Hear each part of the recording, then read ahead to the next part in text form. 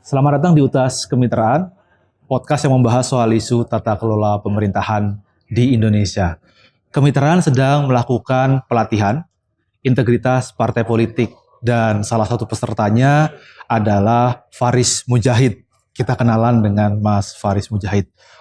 Mas Faris Mujahid, Siap. apa kabar? Baik, alhamdulillah. Oke. Salaman dulu, biar. Siap. Kita panggilnya abang atau mas nih? Bang. Karena Jakarta kan? Iya, Betawi siap. lagi saya. Oke, wah itu Betawi berat. asli. Oke, siap. Bang Faris, Ya. apa kabar? Baik, alhamdulillah sehat, segar, dan karena habis ikut latihan makin bersemangat gitu.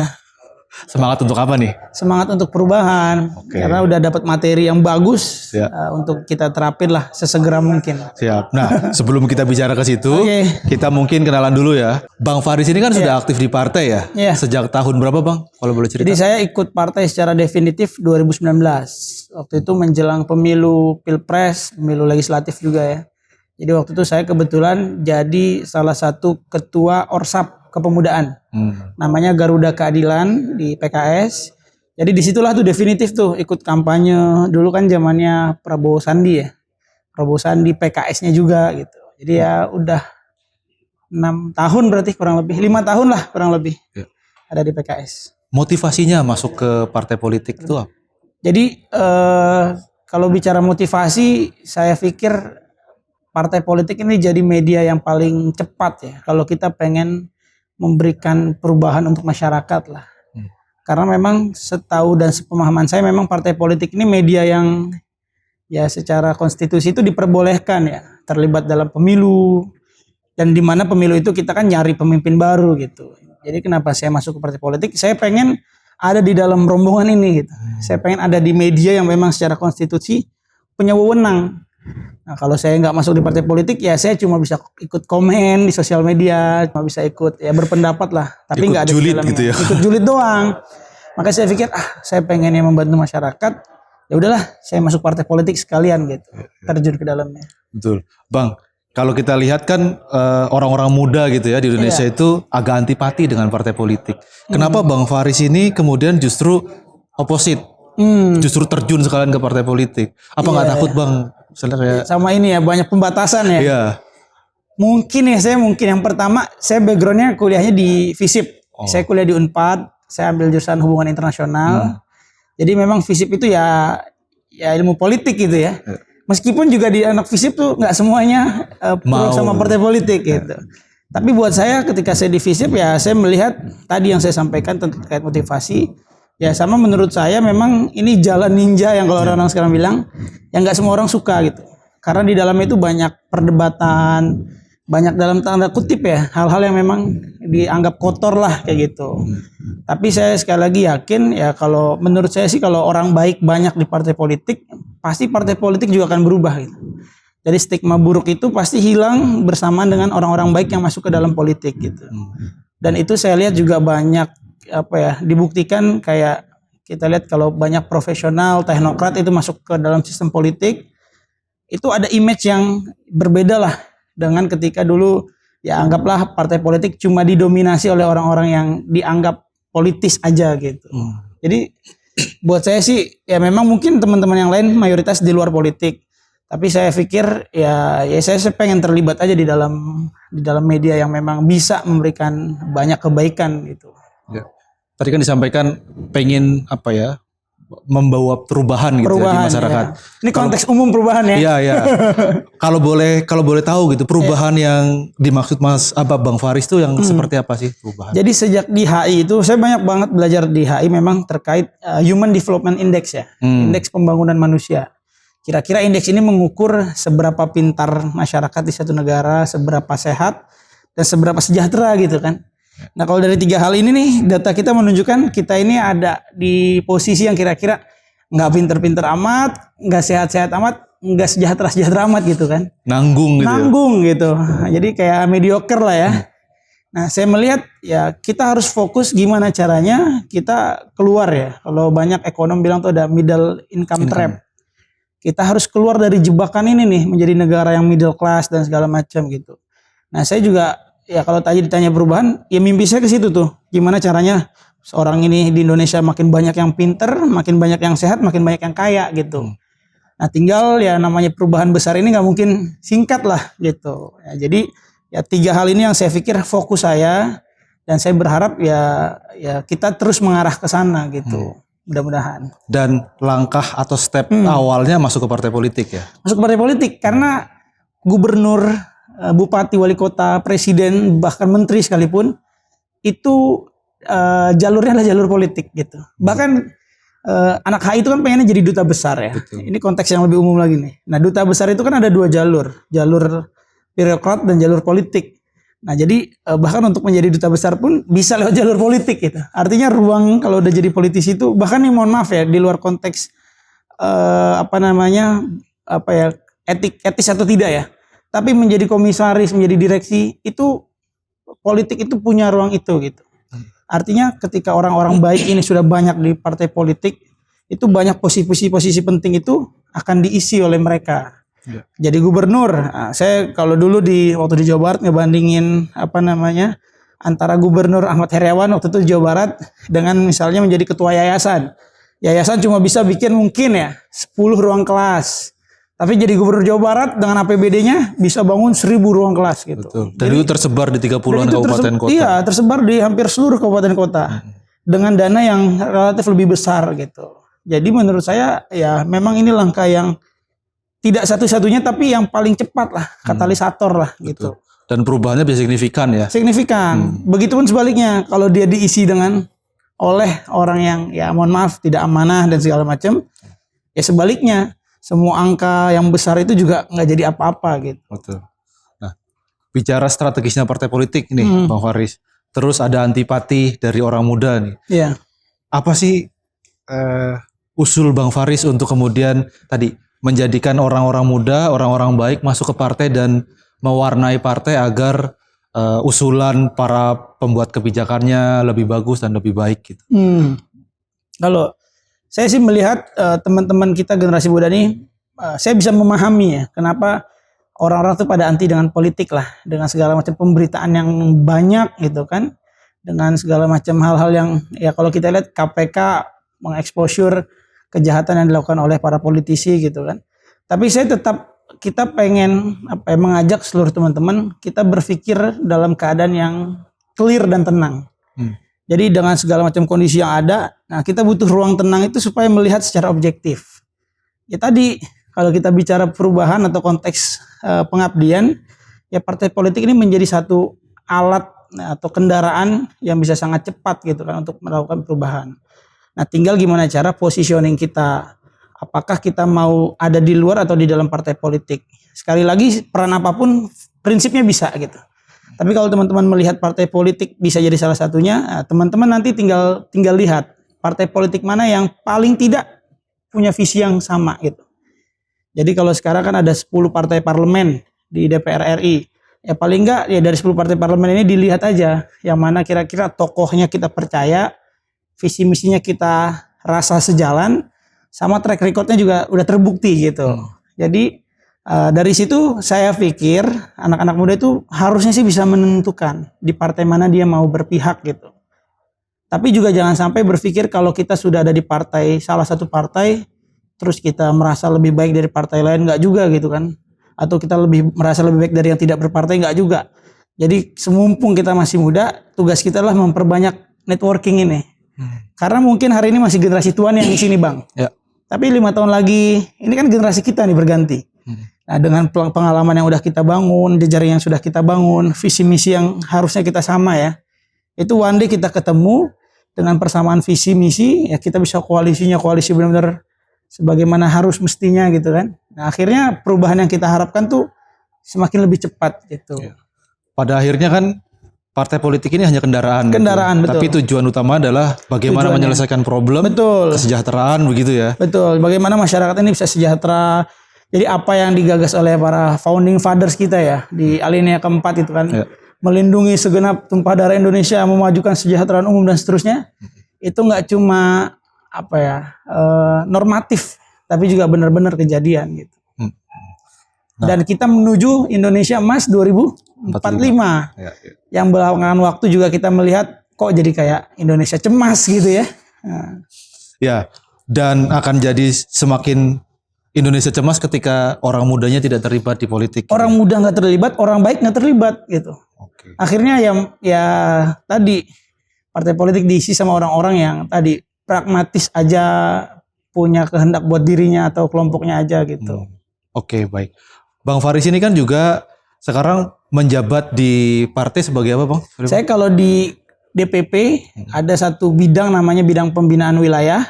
Itu saya di BPW Banjabar, bidang pembinaan wilayah Banten, Jakarta dan Jawa Barat. Saya ditugaskan sebagai PJ Kepemudaan. Jadi kira-kira fungsinya itu kita pendampingan, koordinasi terhadap bidang kepemudaan yang ada di 3 DPW, Banten, DKI Jakarta dan Jawa Barat gitu. Ngurusin anak-anak muda nih, orang-orang muda ya? Iya, ngurusin mendampingi lah. Karena kalau yang secara direct itu ada bidang kepemudaan. Nah, itu ketuanya Dr. Gamal tuh. Dr. Gamal Albin Said. Ya, beliau kepala bidang kepemudaan DPP, dengan turunannya adalah langsung ke kepala bidang kepemudaan DPW. Nah, kalau saya kira-kira semacam supervisi, bukan supervisi lah, pendampingan lah. Jadi apa yang diturunkan dari pusat, saya monitor supaya teman-teman di wilayah ini bisa mengaplikasikannya gitu. Oke. Problem utama, Bang. Problem utama partai, problem utama orang muda tidak mau masuk ke partai. Dan kira-kira yang kedua adalah bagaimana partai melihat orang muda nih sebagai konstituen dan juga masa depan partai sendiri. Kalau saya sih lihat secara umum, pertama ruang ya. Jadi mau tidak mau partai politik ini kan sudah berjalan lama.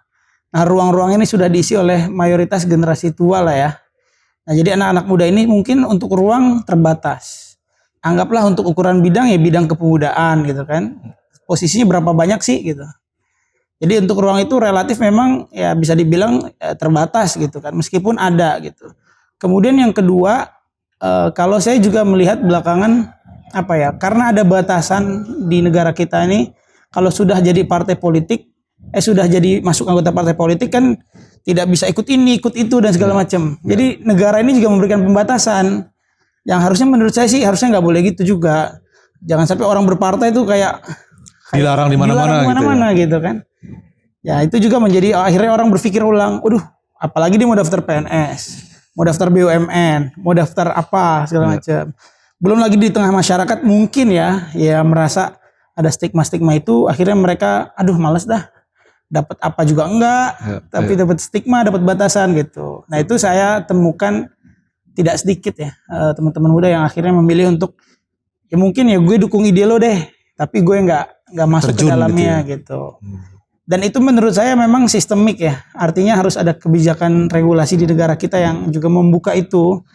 Jadi ya orang boleh berpartai dan boleh jadi PNS misalnya atau nggak usah PNS lah. BUMN atau misalnya di tempat lain lah. Jadi jangan dibatasi juga haknya gitu. Nah, mudah-mudahan sih kalau ada proses itu ya bisa juga lebih baik ke depan. Termasuk juga di partai. Jadi jangan sampai anak muda itu akhirnya dalam tanda kutip cuma jadi tukang suruh-suruh doang. Meskipun fase itu ya natural lah, gitu natural ya. Dilalui. Cuman juga jangan sampai yang tua nggak mau turun-turun, nggak mau berganti, yang muda suruh sabar gitu. Padahal sabar terus kan ada batasnya. Tabiat anak muda kan kita makin ditahan makin ngelawan gitu. Betul. Terus tadi satu lagi apa? Supaya partai kan ini kan ada konstituen orang muda yang banyak banget nih. Jadi secara statistik kan 50% lebih kan generasi milenial dan Gen Z gitu ya. Yang kemudian juga akan mewarnai Indonesia ke depan. Nah, bagaimana sih partai melihat konstituen ini? Oh partai ini konteksnya. Saya sih kadang-kadang ini pribadi ya melihat partai ini mencoba dengan sedemikian cara untuk menyentuh anak-anak muda, yang padahal anak-anak muda ini cuma butuh genuinity ya. Kayak apa sih, ketulusan gitu. Jadi jangan sampai partai bikin event buat anak muda, tapi tadi secara real ruang-ruang anak mudanya nggak ada gitu. Jadi kalau tadi berbicara partai melihat anak muda sih, ya mungkin ya secara umum ya partai itu melihat anak muda sebagai harapan masa depan. Tapi di sisi lain juga sebagai partai politik juga pasti melihat ini potensi suara dong gitu. Nah, tinggal gimana caranya partai politik ini bisa mewadahi anak-anak muda yang punya potensinya dikembangkan. yang belum punya potensi itu ditumbuhkan gitu. Betul. Supaya yang kalau kita istilahnya bonus demografi ini, ya partai politik punya peran tuh Bang. Jadi partai politik nggak cuma pengen suaranya doang, Habis itu tinggal. habis itu ditinggal gitu kan. Tapi juga memang oke, kalau pengen mau grab anak-anak muda ini, ya mikirin juga mereka 5 tahun ke depan, 10 tahun ke depan, kesempatan-kesempatan yang mungkin bisa diberikan kayak gitu. Nah kalau Abang misalnya tanya ke saya tentang PKS, saya melihat PKS sudah mulai membuka itu ya. Tapi saya juga nggak bisa ngeklaim kalau sudah baik banget, nggak juga gitu. Paling nggak pembinaan-pembinaan di PKS ini memang banyak fokus ke anak-anak muda gitu. Jadi pendampingan-pendampingan ke anak-anak muda itu udah dilakukan. Khususnya kalau yang saya lihat secara langsung, anggota-anggota DPR RI, DPRD, itu pasti punya program pendampingan anak muda. Entah itu untuk yang punya minat UMKM, atau sekedar hobi, atau ya hal-hal yang lebih dalam untuk mengelola keluarga-keluarga muda gitu. Karena isu-isu keluarga muda ini Ya, isu yang juga perlu diisi gitu. betul. Dan saya pikir juga partai lain juga pasti melihat itu. Tinggal tadi gimana caranya ya dibuat lebih apa ya, lebih baik lah ke depan gitu. Nah, saya ingat Bang, awal reformasi itu kan ada tuntutan dari perempuan ini ya. Afirmasi kuota perempuan begitu ya di dalam partai politik, di dalam politik, pemilu dan lain sebagainya. Menurut Abang penting gak sih kita bicara afirmasi di orang muda? Karena kan tadi bonus demografi banyak, dan kemudian juga penting untuk kemudian partai itu mencurahkan tenaga dan pikirannya ke orang muda gitu. Saya dikit afirmasi perempuan nih. Ya. Jadi kalau kita melihat pemilu kemarin, nah kalau ini saya boleh klaim karena udah ada datanya. Ya. Satu-satunya partai yang memenuhi target minimal 30% di seluruh dapil, di 38 dapil DPR RI itu cuma PKS Bang. Jadi kita tuh ada sekitar 213 caleg DPR RI perempuan dari 585 kalau nggak salah. Itu dan satu-satunya. Kalau partai lain kan mungkin di total 30%. Ya. Kalau kita di total dan setiap dapil. Per dapil. Jadi alhamdulillah komitmen itu ditunjukkan lah oleh para, ya khususnya pimpinan lah yang ambil keputusan gitu kan. Dan kita yang muda melihat, wah ini bagus nih, nggak cuma omdo, tapi ini yang secara spesifik. Nah kalau yang buat anak-anak muda memang di 2024 kemarin kebijakannya adalah 15%. Porsi nomor urut 1 di tingkatan masing-masing gitu. Saya kalau nggak salah ya 15%. Kayak misalnya di DKI Jakarta itu dari 10 dapil itu ada 15% yang nomor urut 1-nya itu pemuda. Kayak di 15% dari 10 dapil kan kira-kira 1 dapil lah. Jadi kalau di Jakarta itu dapil DKI 1 nomor urut 1-nya itu pemuda. Nah itu sahabat kita tuh sahabat kita Hasan JR, Hasan Abdillah. Gitu. Dan setiap dapil itu harus ada 15%. Itu kebijakan partai ya? Kebijakan partai 15% untuk anak muda gitu, minimal gitu. Jadi ya paling enggak 1 lah harus ada gitu. Ya meskipun masih kecil angkanya, tapi saya pikir ini sudah definitif jadi satu kebijakan gitu. Bahkan waktu awal-awal sebelum jadi DCT, yaitu teman-teman bidang kepemudaan, Dr. Gamal dan tim itu merumuskan di dapil mana memang ya kita dorong anak muda ini supaya jadi ya, karena nomor urut 1 kan nomor jadilah bahasanya gitu. Dan itu juga memang ada ruangnya tuh, jadi nomor 1 dan segala macam. Jadi ya secara kebijakan sih PKS konteksnya ini sudah melakukan hal itu. Ya, tinggal gimana cara kuotanya diperbesar, diperbanyak didorong lah. Didorong lagi gitu. 15% berarti belum ideal ya menurut Abang ya? Belum, menurut saya sih ya paling enggak 30%. Dan sebenarnya gini, menurut saya sih harusnya nggak usah ada angka persentase. Tapi yang tua merasa aja gitu menurut saya. Jadi yang bukan tua, yang senior ini merasa aja gitu. Oh iya harus ada regenerasi. Supaya nggak kesannya itu lagi ya. Dan generasi muda kesannya nuntut. Susah gitu. banget. Jadi saya sih berharap ya yang generasi lebih senior mengukur. Di bawah ini sudah banyak ada junior dan rasanya sudah siap.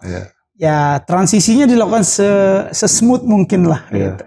Tapi memang persoalannya kan kalau legislatif itu nggak ada batasan ya Bang ya. Betul. Kalau pemimpin daerah atau presiden kan 2 periode begitu ya. Betul. Tapi kalau legislatif itu ya udah selama dia masih mau. Narasinya memang ya tadi berganti figur ini mungkin ada kesulitan ya berbicara merawat konstituen. Tapi saya pada posisi meyakini semua sih bisa dilakukan ya. Betul. Yang penting ya tadi. Dan orang muda pasti punya caranya. Dan anak muda punya caranya, tapi juga jangan sampai ditinggalkan juga sama generasi senior. Betul. Jadi seniornya ikhlas memberikan, anak mudanya juga jangan juga kurang ajar gitu kan. Iya, betul. Nah, karena kalau di PKS ini, kalau guru-guru kita tuh menanamkan satu kaidah ya. Kalau kita mau satu perubahan itu perubahan itu bakal tercipta sangat baik. Itu kolaborasi, hikmahnya orang-orang tua yang lebih senior sama semangatnya anak-anak muda nih. Nah, kalau udah ketemu tuh, wah cakep Jadilah tuh. itu ya. Jadi itu. Jadi ada hikmah, ada semangat. Ada gitu. semangat. Oke. Jangan sebaliknya nih, yang seniornya nggak, istilahnya nggak bijaksana, yang juniornya juga apa sih nuntut-nuntut, nggak mengerti posisi yang lebih tua, akhirnya ya tadi kayak Malah berebut. jadi berebut dan jadi konflik di internal Dan akhirnya. konflik di internal itu kan yang nggak kita harapkan gitu. Iya, iya. Nah, Bang, ini kan Abang ikut 2 hari pelatihan soal Iya. parpol berintegritas gitu ya. Hmm. Menurut Abang apa sih pentingnya integritas di dalam parpol? Kalau bicara integritas, pokoknya pertama saya mau komentarin event ini dulu ya. Ini menurut saya event yang sangat luar biasa bagus ya.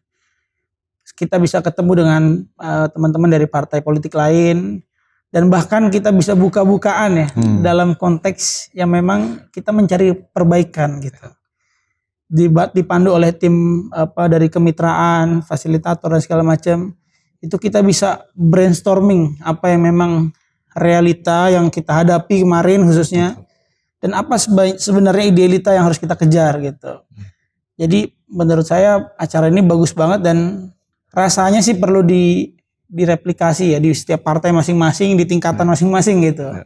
Supaya mereka bisa mengenal dan memahami bahwa ada agenda besar bersama yang perlu kita bangun.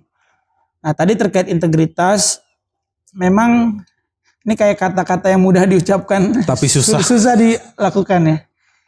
Saya sih pada prinsip integritas itu wajib, fardu ain lah ya, penting banget. Tapi memang tadi kadang-kadang realitas itu saya sih melihat sendiri dengan kepala mata sendiri. Saya kebetulan kemarin caleg ya. Saya berusaha menjaga integritas saya, dan alhamdulillah sampai selesai pun saya jaga itu. Cuman saya melihat juga realitas di lapangan, ternyata ya posisinya ya entah masyarakatnya yang minta atau memang calon tertentu yang memberikan, tapi praktek money politik itu kan masih terjadi gitu. 2024 itu masih banyak lah gitu. Tapi tetap integritas itu penting dan harus dipegang ya, baik dari setiap kader-kadernya secara personal ataupun secara lembaga. Karena kalau integritas ini dipegang, saya pikir tujuan visi misi partai itu akan tetap tegak lurus ya. Tidak melenceng lah. Karena tadi prosesnya baik, ya insya Allah juga kerjanya baik kayak gitu. Nah, kalau integritas ini hilang, akhirnya ya partai politik yang jadi kendaraan ini, orang-orang yang ada di dalamnya itu pasti kegeser tuh. Visinya yang tadinya masyarakat jadi bayar hutang. Kelompok ya, Iya, atau bayar individu, kelompok gitu. atau individu. Visinya untuk perbaikan, jadinya mengutamakan kepentingan pribadi, kelompok atau golongan gitu. Jadi ini kayak satu kata yang itu implikasinya tuh besar banget. Besar gitu, banget Bang. ya untuk ini. Jadi penting dan harus wajib dijaga. Kalau bicara partai politik, terutama karena Bang kan di PKS gitu ya. Iya. Apa sih yang kemudian, kan kita selalu biasa refleksi gitu ya, bukan kritik. Apa sih yang harus kemudian dikuatkan di partai Abang dan juga partai-partai yang lain dalam konteks tadi tujuan bersama adalah soal kesejahteraan dan keadilan di masyarakat gitu. Ya memang kalau bicara refleksi, satu yang pertama menurut saya ya, konteks pendanaan partai politik kampanye ini perlu difikirkan dan didiskusikan bersama oleh para pimpinan partai lah.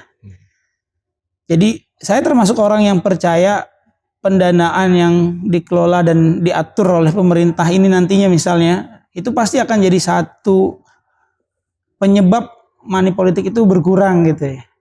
Nah, tinggal tadi perlu dirumuskan dengan secara yang baik gitu, supaya partai itu tidak secara brutal cari uang, secara brutal ya istilahnya sampai mengorbankan integritas lah ya, untuk membiayai kampanye mereka, membiayai politik mereka gitu.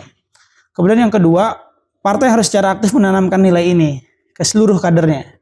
Mau yang senior, mau yang junior, seluruhnya itu diberikan pelatihan secara berkala, kemudian dimonitor gitu, dan diberikan panduan.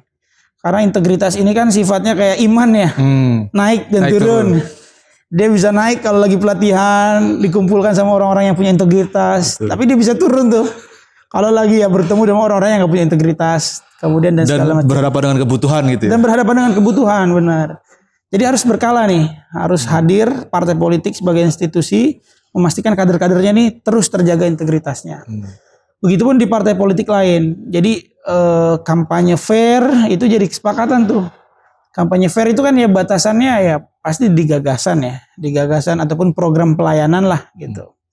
Jadi fairness ini yang kemudian akhirnya membuat partai-partai lain ya udah tugas partai itu hanya mengenalkan gitu.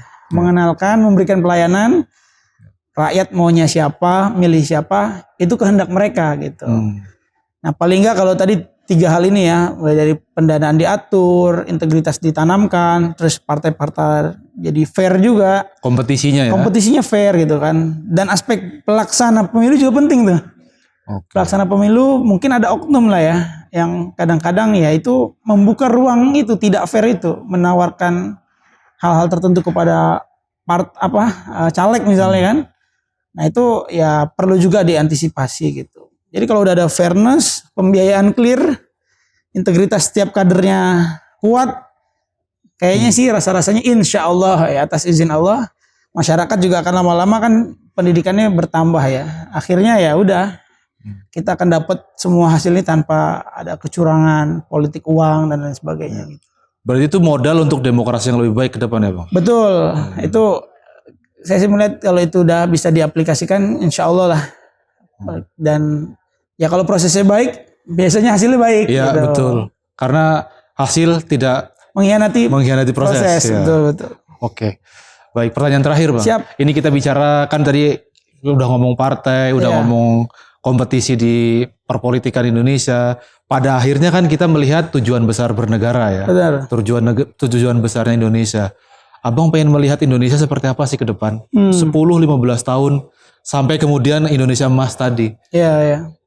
Jadi kalau di PKS ini kita juga memegang prinsip tujuan bernegara itu dari maqasidus syariah istilahnya. Tujuan-tujuan bernegara lah.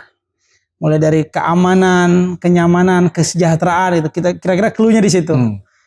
Jadi apa yang harus kita kejar adalah satu, memastikan Indonesia ini selalu aman. Aman dari apapun ya. Konflik internal, ancaman dari luar gitu kan. Keamanannya harus kita pastikan terjaga. Jadi kalau kita tidak ada konflik, masyarakat aman, tidak ada ancaman dari luar, itu insya Allah itu udah satu fase negara kita kondisinya baik lah. Kemudian keamanan terus kenyamanan ya, lebih mudah, fasilitas pelayanan publik itu dibuat sedemikian rupa lah. Yeah. Orang nggak kesulitan mau kemana-kemana, kemudian orang juga punya kebutuhan bisa dia akses dengan gampang gitu kan. Terakhir terus kesejahteraan juga, orang punya pendapatan yang relatif sejahtera. Kalaupun ada mahasiswa-mahasiswa baru lulus punya pelatihan yang akhirnya bisa dapat pekerjaan kayak gitu. Jadinya 3 hal tadi paling tidak itu akan menghadirkan ya negara yang nantinya ya makmur ya, adil dan makmur. Tidak ada kesenjangan karena semua aksesibilitas itu ada. Kemudian makmur tadi kalau berkaitan sama Human Development Index, orang yang pada sekolah tinggi, terus pada sehat-sehat, sejahtera gitu kan. Akhirnya ya udah tercipta suasana yang baik lah. Nah, bonus demografi yang selalu disebut-sebut sama orang-orang di sana juga kerasa. Kan kita prediksinya kan secara GDP kan akan menjadi top 5 tuh. Yeah. Negara dengan GDP terbesar ya nomor 4 lah. Nah, nanti di G20 ya kita rankingnya nomor 4 gitu kan. Nah ini akhirnya bisa benar-benar tercapai gitu. Yang jelas harusnya dan saya yakin semua partai politik mengarah ke sana. Jadi kolaborasi di antara partai politik. Konflik dalam setiap pemilu itu wajar, kompetisi. Tapi tadi jangan sampai ya konfliknya ini jadi konflik yang tidak produktif gitu kan. Kemudian setelah itu tidak ada kebaikan yang rakyat rasakan gitu. Harus semua balik lagi ke rakyat, ke masyarakat. Dan mudah-mudahan 15 tahun ke depan 2045 itu berapa tahun lagi ya? 20 tahun kan? 20-an. Ya. Saya tuh usia nanti 49 tuh. Ya, generasi 90-an tuh akan pada top levelnya deh. Ya. Jadi Saya berharap, kita semua berharap generasi muda yang hari ini ada itu bisa memaksimalkan potensinya gitu. Dan negara harus hadir di situ.